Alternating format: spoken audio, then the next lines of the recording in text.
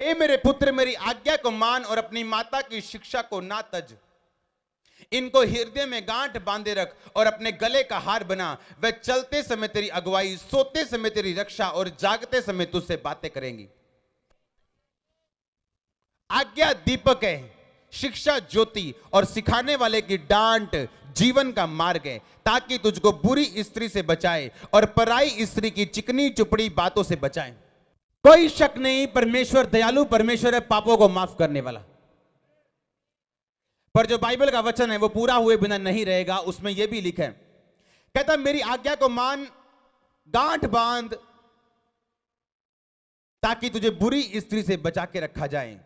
25 में लिखा, उसकी सुंदरता देखकर अपने मन में उसकी अभिलाषा मत कर। वह तुझे अपने कटाक्ष में फंसाने ना पाए, क्योंकि वेश्यागमन के कारण मनुष्य टुकड़ों का भिखारी हो जाता है और व्यभिचारिणी अनमोल जीवन का शिकार कर लेती है। क्या कोई हो सकता है कि कोई अपनी छाती पे आग रख ले और उसके कपड़े ना जलें? क्या हो सकता है कोई अंगारों पे चले, पांव ना झुलसे? जो पराई स्त्री के पास जाता है उसकी दशा ऐसी है। जो कोई उसे छुएगा वह दंड से ना बचेगा। 32 आयत में लिखा, जो पर स्त्री गमन करता है यानी पराइयों स्त्रियों के पास जाता है वह निरा मूर्ख इंसान है, और जो अपने प्राणों का नाश करना चाहता है वो ऐसा करता है। 33 आयत में लिखा, उस व्यक्ति को घायल और बेइज्जत होना पड़ेगा और उसका कलंक कभी ना मिटेगा। जब एक सीएम का बेटा जाता है एक मिशन के नीचे, उसे मालूम है वो अपनी पार्टी का प्रचार करने के लिए जा रहे हैं। उसे पता है उसके फादर ने उसे एक मिशन दिया है और उसकी जिम्मेवारी उसके सिर पे दी है। अब दुश्मन ने क्या किया? दुश्मन ने रास्ते में सुंदर सुंदर लड़कियां बिठाई हुई कि जैसे ही सीएम का बेटा आए तो ऐसा डांस करना कि वो प्रचार भूल जाए और तेरी तरफ आ जाए, और उसको फंसा के रखना 10 दिन 5 दिन, और जब डेट निकल जाएगी इलेक्शन की, वोटिंग की, तो तू उसे छोड़ देना। अब जो सीएम का बेटा अगर तो वो बुद्धिमान है, वो शैतान की अपने बैरी की चाल को समझ जाएगा कि नहीं, ये दूसरी पार्टी वालों ने लड़कियां भेजी हैं मुझे डिस्ट्रैक्ट करने के लिए, मुझे आकर्षित करने के लिए, अपने सच्चे मिशन से मुझे भटकाने के लिए। हां कि ना? और अगर मैं इस बात को ना समझा तो मैं मारा जाऊंगा।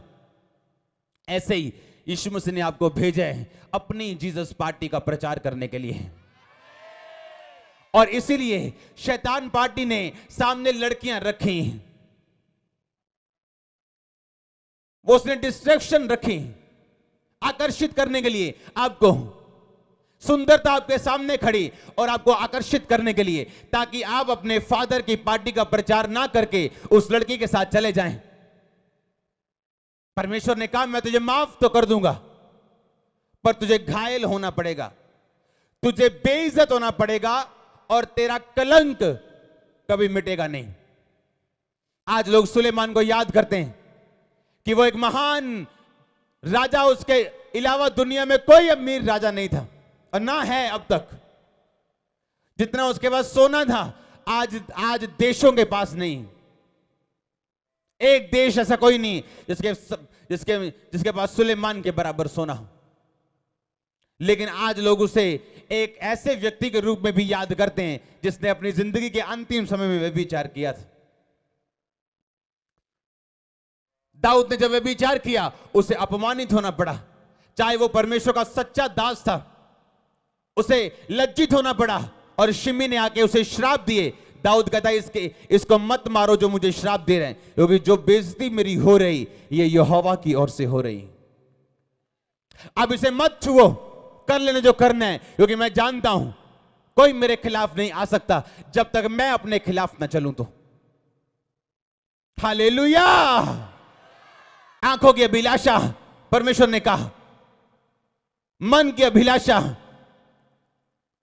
वचन कहते हैं उसकी सुंदरता देख के अपने मन में अभिलाषा ना कर। वो तुझे अपने कटाक्ष में फंसाने ना पाए, क्योंकि पर स्त्री गमन के कारण और वैश्या गमन के कारण मनुष्य टुकड़ों का भिखारी हो जाते हैं। अगर कलीसिया इस बात को समझ जाए कि मैं राजाओं के राजा की संतान हूं, जीसस पार्टी का प्रचार करने के लिए दुनिया में आया हूं, तो शैतान पार्टी दूसरी और लड़कियों को जो शराब को डिस्ट्रैक्शन को बना के खड़ी है, मुझे उनकी ओर ध्यान नहीं देना है, ताकि मेरी पार्टी जीत जाए, क्योंकि ये पार्टी की जीत मेरे ऊपर निर्भर करती है। अगर मैं नहीं बताऊंगा तो कोई जान नहीं पाएगा। हालेलुया। एक मां जो आज व्यभिचार में और पति के साथ कभी नहीं बनी, उसकी लड़की जब चर्च में आती, सब समझती कि ये हमारे घर में एक श्राप है कि मेरी मां मेरे बाप के साथ कभी नहीं बनी। क्यों? क्योंकि मेरी मां में व्यभिचार की आत्मा है। लड़की भी जानती, बाप को भी पता है, बहनों को भी पता है, भाइयों को भी पता है और रिश्तेदारों को भी पता है। अब वो लड़की इस बात को समझे, अगर ये श्राप मैं तोड़ना चाहती हूं तो मुझे पवित्रताई में रहना पड़ेगा। पर वो भी लड़कों के साथ सो रही और बाद में बोल रही, मेरी जिंदगी में ये प्रॉब्लम क्यों आई, ये क्यों आई, ऐसा क्यों हुआ, ऐसा क्यों हुआ। अब उसके बाप को पता चल गया कि ये लड़की भी ऐसी जैसी इसकी मां है, पर ये चर्च जाती, क्या वो बाप कभी बचेगा, कभी सेव होगा? बताओ। क्योंकि उस लड़की ने अपनी जीसस पार्टी का प्रचार नहीं किया और डिस्ट्रैक्ट हो गई। परमेश्वर ने कहा तेरी आंखें बंद हैं, तुझे दिखता नहीं। जब तुझे दिखता नहीं, जब दूत आएंगे तो देख नहीं पाएगी, जब मौका आएगा तो देख नहीं पाएगा, तो